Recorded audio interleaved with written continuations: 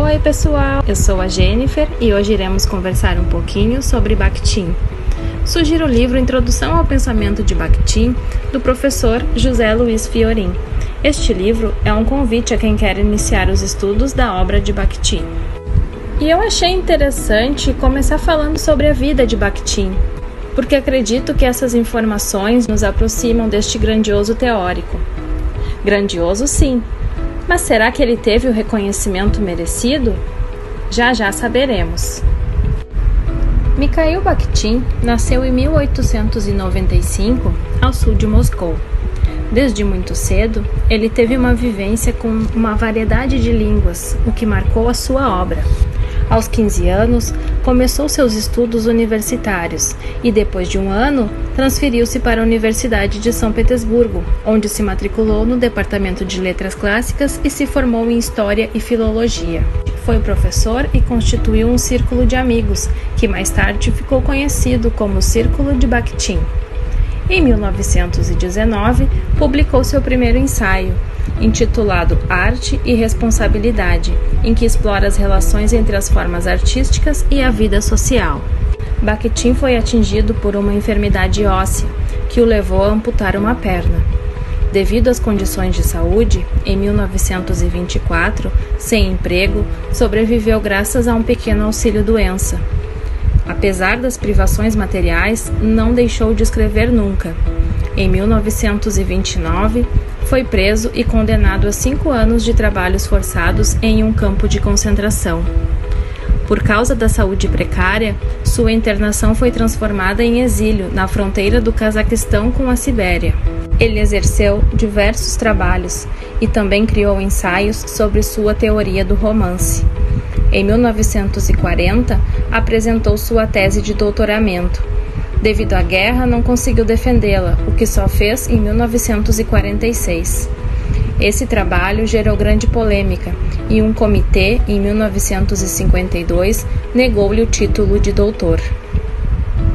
Em 1945, ele passou a ensinar literatura e a chefiar o Departamento de Estudos Literários no Instituto Pedagógico de Saransky. Permaneceu nessas funções até 1961, quando se aposentou.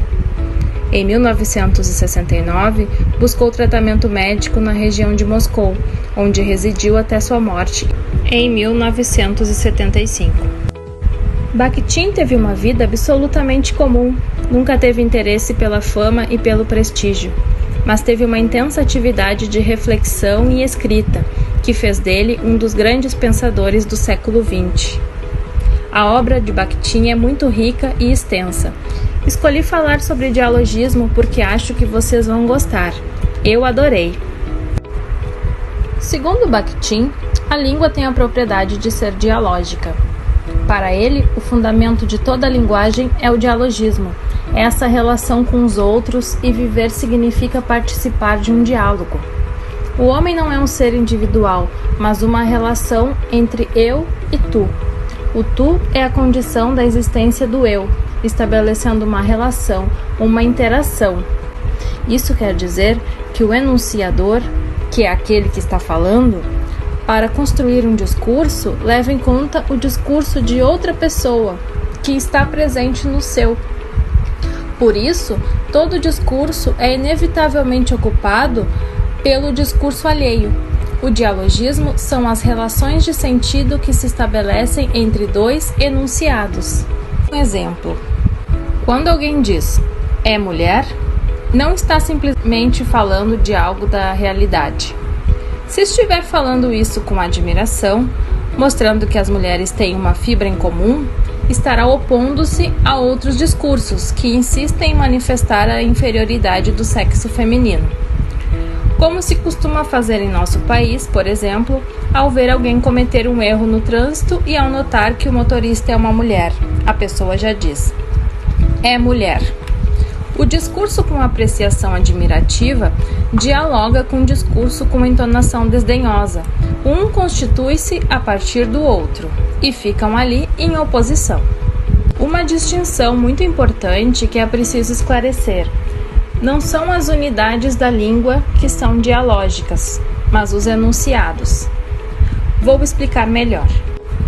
As unidades da língua são os sons, as palavras e as orações, enquanto os enunciados são as unidades reais de comunicação. As unidades da língua são repetíveis. Som como P, uma palavra como irmão, uma oração como é preciso ser forte, são repetidos milhares e milhares de vezes. No entanto, os enunciados são irrepetíveis, porque são acontecimentos únicos, cada vez tendo um acento, uma apreciação ou uma entonação próprios. A língua, ela não pertence a ninguém, ela não tem autor. Podemos dizer que ela é um bem comum e todos têm autorização para usá-la. Uma palavra como água está à disposição de todos para ser usada nos enunciados. Ninguém pode reivindicar sua autoria. Já quando alguém diz água numa brincadeira que envolve luta, o termo deixa de ser uma unidade da língua, porque ao ganhar um autor, ela se torna um enunciado e significa que a pessoa que pronunciou está rendendo-se. As unidades da língua são neutras, enquanto os enunciados carregam emoções, juízos de valor ou paixões. O dialogismo é o modo de funcionamento real da língua. Todo enunciado constitui-se a partir de outro enunciado, portanto, nele ouvem-se sempre ao menos duas vozes. Mesmo que elas não se manifestem durante o discurso, elas estão presentes ali. Um enunciado sempre revela duas posições, a sua e aquela em oposição à qual ela se constrói. Por exemplo, quando se afirma: negros e brancos têm a mesma capacidade intelectual. Esse enunciado só faz sentido porque nasceu em contraposição ao enunciado racista, que preconiza a superioridade intelectual dos brancos em relação a outras etnias. A adesão em relação a um enunciado, a aceitação de seu conteúdo, se faz num ponto de tensão dessa voz com outras vozes sociais. Se essa sociedade é dividida em grupos sociais com interesses divergentes, então os enunciados são sempre o espaço de luta, de disputa entre vozes sociais, o que significa que são inevitavelmente o lugar da contradição. Então sempre vai ter essa tensão. Este primeiro conceito de dialogismo diz respeito ao modo de funcionamento real da linguagem. Todos os enunciados constituem-se a partir de outros. Existe um segundo conceito no dialogismo que se trata da incorporação pelo enunciador da voz ou das vozes de outros no enunciado.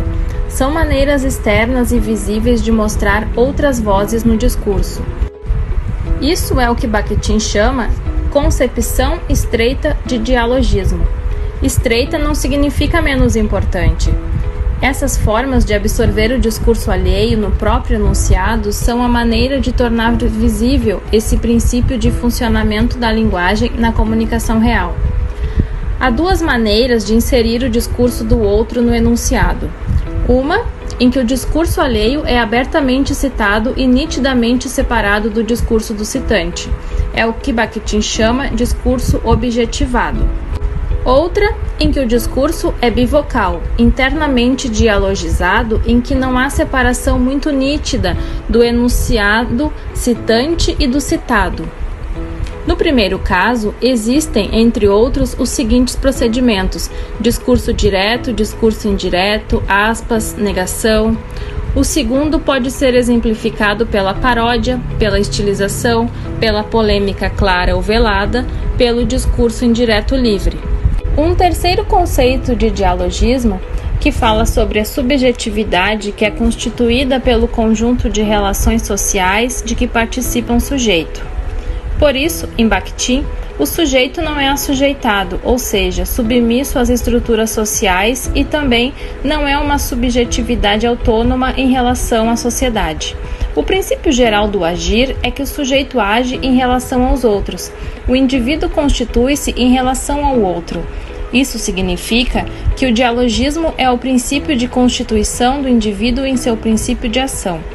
O sujeito é dialógico por natureza e seu discurso é polifônico, ou seja, as vozes exteriores que marcam o discurso. Os enunciados, construídos pelo sujeito, são ideológicos, pois são uma resposta ativa às vozes interiorizadas. Por isso, eles nunca são expressão de uma consciência individual descolada da realidade social, que é formada pela incorporação das vozes sociais em circulação ali na sociedade. Mas, ao mesmo tempo, o sujeito não é completamente assujeitado, porque ele participa do diálogo de uma forma particular, porque a história da formação da sua consciência é única. O sujeito é integralmente social e integralmente singular. Ele é um evento único, porque responde às condições objetivas do diálogo social de uma maneira específica, interage concretamente com as vozes sociais de um modo único. Bakhtin enfatiza que a relação dos sujeitos com a língua determina a enunciação e marca materialmente a presença da subjetividade no discurso. Obrigada e até mais!